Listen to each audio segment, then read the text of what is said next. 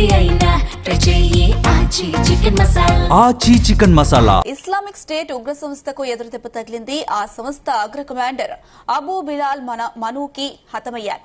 America బలగాలు, Nigeria సైన్యం సంయుక్తంగా దాడులు జరిపి అతన్ని మట్టుబెట్టినట్టు అమెరికా అధ్యక్షుడు డొనాల్డ్ ట్రంప్ స్వయంగా ప్రకటించారు. ఇక అబూ బిలాల్ మనూకి ఆఫ్రికాలోని సాహెల్ ప్రాంతంలో కార్యకలాపాలు నడిపించేవాడు. అయితే తన ఆదేశాలతో ఇరు దేశాల సైన్యం సాహసోపేతంగా ఆపరేషన్ నిర్వహించిందని, అత్యంత క్లిష్టమైన ఈ మిషన్ ను జాగ్రత్తగా అమలు చేసి అతన్ని చంపేసిందని ట్రంప్ తన సోషల్ మీడియాలో ప్రకటించారు. ఇకపై ఆయన ఆఫ్రికా ప్రజలను భయపెట్టలేడు, అమెరికన్లపై దాడులు ప్రణాళిక చేయలేడు అని ట్రంప్ పేర్కొన్నారు.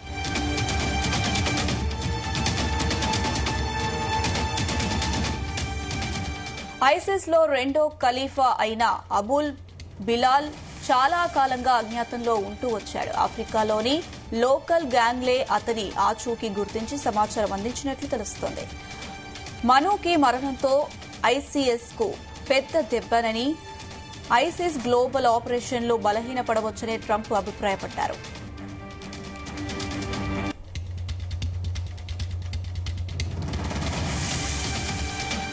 ఇరాక్ యుద్దం తర్వాత ఆల్ ఖైదా ఇన్ ఇరాక్ అనే గ్రూప్ నుంచి విడిపోయి 2014లో అబూ బకర్ ఆల్ బగ్దాదీ నేతృత్వంలో ఇస్లామిక్ స్టేట్ గా ఖలీఫత్ ప్రకటించింది. కాలక్రమంలో 2015 ప్యారిస్ దాడులు, 2016 బ్రాసిల్స్ బాంబులు, 2016 ఓర్లాండో షూటింగ్, మిడిల్ ఈస్ట్ ఆఫ్రికాలో అనేక ఆత్మాహుతి దాడులు జరిపి తన మూలాలను విస్తరించుకుంది.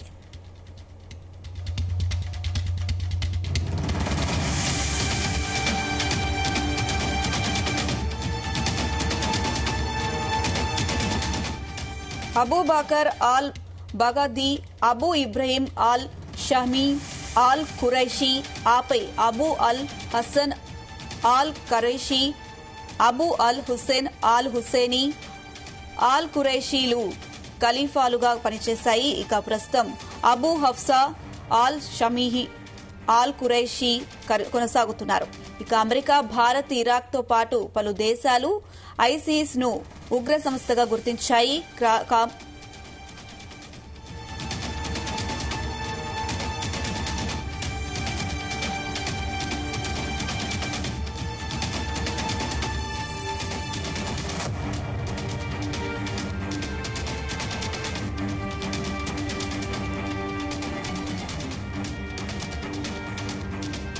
క్రమక్రమంగా బలహీనపడుతూ వచ్చిన ఐసిస్ నెట్వర్క్ ప్రస్తుతం ఆఫ్రికా, ఆసియా ప్రాంతాల్లో చిన్న చిన్న గుంపులుగా కొనసాగుతుంది.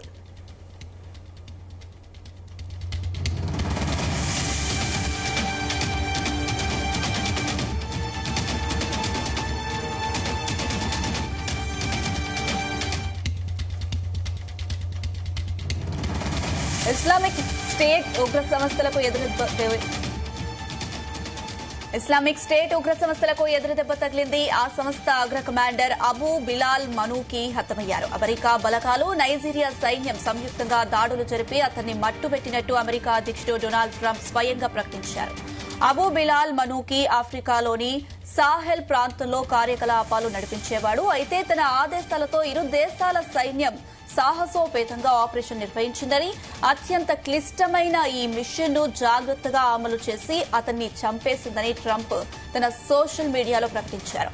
ఇకపై ఆయన ఆఫ్రికా ప్రజలను భయపెట్టలేడు, అమెరికన్లపై దాడులు ప్రణాళిక చేయలేడు అని ట్రంప్ పేర్కొన్నారు.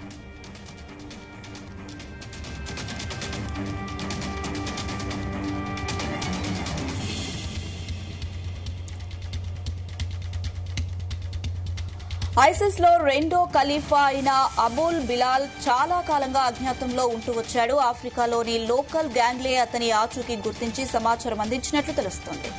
మనూకి మరణంతో ఐసిస్ కు పెద్ద దెబ్బేనని, ఐసిస్ గ్లోబల్ ఆపరేషన్లు బలహీనపడవచ్చనే ట్రంప్ అభిప్రాయపడ్డారు.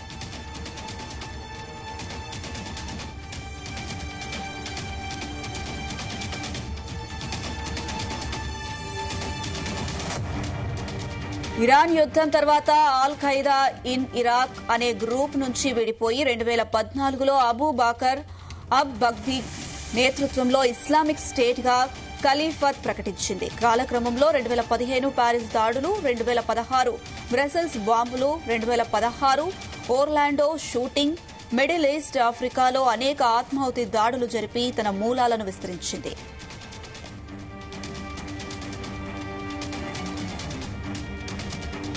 Abu Bakr al Baghdadi, Abu Ibrahim al Hashimi, al Qurashi, ఆపై Abu al Hasan al Qurashi, Abu al Hussein al Husseini, al కురైషీలు ఖలీఫాలుగా పనిచేశారు. ప్రస్తుతం Abu Hafs al Shamimi, al Qurashi కొనసాగుతున్నారు. ఇక అమెరికా, భారత్, ఇరాక్తో పాటు పలు దేశాలు ఐసిస్ ను ఉగ్ర సంస్థలుగా గుర్తించాయి. కాలక్రమంగా బలహీనపడుతూ వచ్చిన ఐసిస్ నెట్వర్క్ ప్రస్తుతం ఆఫ్రికా, ఆసియా ప్రాంతాల్లో చిన్న చిన్న గ్రూపులుగా కొనసాగుతోంది.